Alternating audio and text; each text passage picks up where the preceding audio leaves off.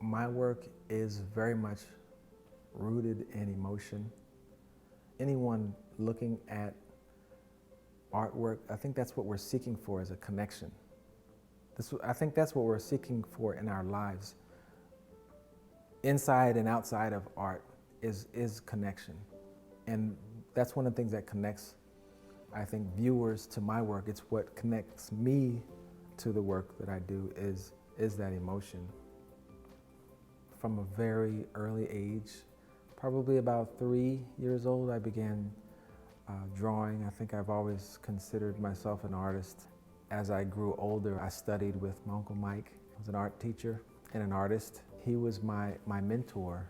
I apprenticed under him, gave me really strong, very firm foundation in art. And my Aunt Libby, she emphasized that I should take care and protect my gift and the artwork that I was creating. I would kind of leave some drawings on the floor, as a young artist, and she said, "No, you gotta put these away. This is going to be your bread and butter." I got an architecture scholarship to study at Pratt, and very quickly I realized that was not the career choice I really envisioned for myself. So I decided that even if I did have to starve, I'd pursue the arts. It was really the only path that I could pursue. It wasn't until I got to Pratt Institute, once I saw artists like Norman Rockwell, Michelangelo, Egon Schiele, Gustav Klimt, N.C. Wyeth, really big one, I became really inspired to grow as an artist. At that point, I was really kind of depressed and didn't feel like painting because I didn't want to keep doing the same thing over and over again. And I realized once I found those artists that the reason I was feeling depressed was because I wasn't growing. But immediately after finding these different artists, I became inspired to learn even more and learn from them. So as we grow as people and as artists, we kind of pull from different sources of inspiration, and then we kind of develop our own style. So I think that was really the genesis of becoming the artist that I am today. I think for me it's a great thrill to sit in Norman Rockwell's studio, also to have work exhibited alongside his. Rockwell is one of the artists who I looked up to, especially during my formative years. We kind of know Norman Rockwell to be the father of modern illustration. That's what I've studied and practiced almost 30 years. I've always really loved telling stories with my work. I think Norman Rockwell was a master of that, and I like to think that I'm in pursuit of that mastery as well. So I'm deeply honored to have my work hanging on the walls that Norman Rockwell's work also lives on. If Norman Rockwell were to walk through these doors at this moment, one, I think I'd tackle him, I'd probably hug him. I would ask him how he did this or that. What was he thinking when he did certain paintings? I think I'd just be very curious about his thought process and his painting process. I need to have an understanding of the story. There's a moment where lightning strikes.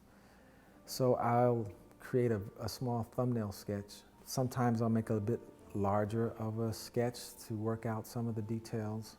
And once I have all of my research, my visual, my reference, I find reference either if I'm shooting it myself or I'm finding it in books or online.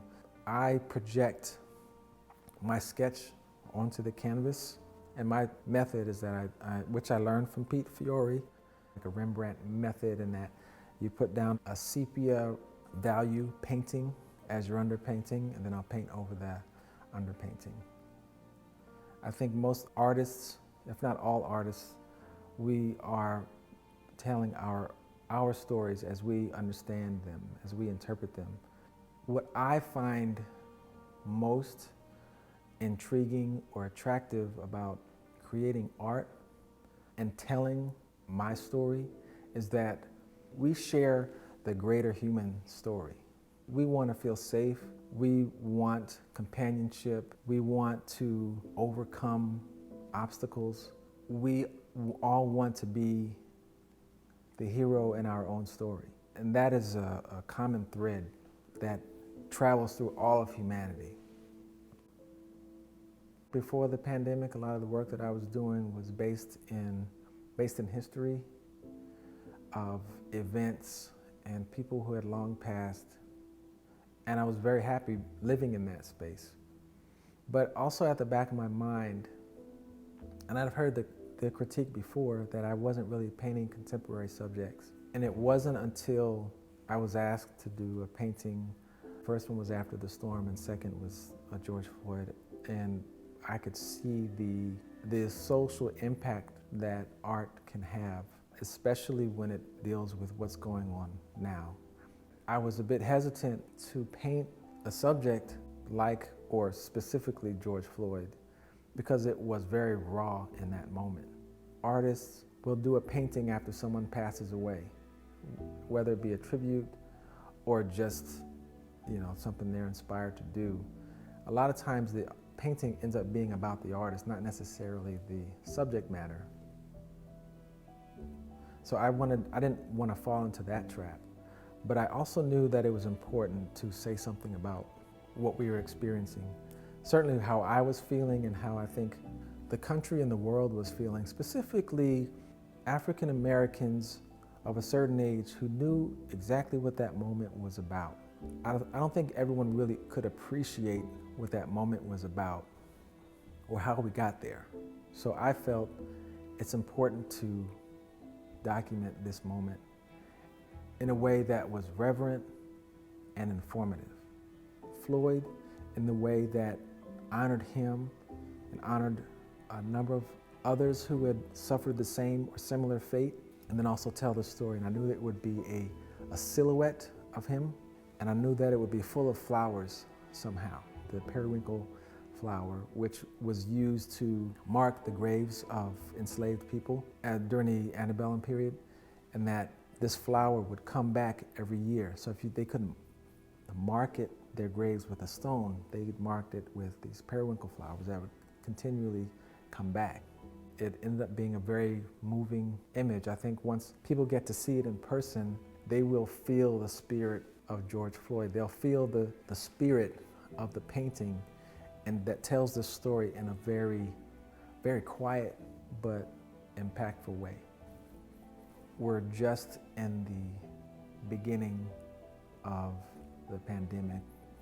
After the storm, I felt that it made a lot of sense to create an image to empathize with what was going on. They're looking into the sun, the rising sun, the storm is behind them, and they have something very meaningful, even spiritual, to look forward to provide a light for the world. In 2020, we were on an emotional roller coaster for many reasons. Global pandemic that we didn't know what the outcome would be. We had a very controversial president. Protests were just going on all around us. I felt that it was just really important to document it. And I got a call from the folks at Rolling Stone, and they wanted to do a cover that focused on what was happening in that moment. American Uprising, that was the tentative title of their article. And I thought that's very different, because this is the next step after what we just saw from, with George Floyd. It was enough is enough, and people were on the streets. It's like we were back in the 1960s, people didn't care that there was a pandemic going on. I saw the parallel between these protests and the founders of this Black Lives Matter movement being women, African American women, who were leading the charge. I like to tell the hero's journey through my lens. And my lens is full of people who look like me. When I look at the story of the baseball players in the Negro baseball leagues, or Abraham Lincoln, or Hewitt Anderson, every single story that I've told is really, it's another way of telling the same story. It's telling our story. And I really seek to ennoble people in a way that people can identify it. Even if they're feeling downtrodden or they feel like they're not really being the hero in their story, when they see my paintings or my artwork, they are reminded of it. They're reminded of the better parts of themselves.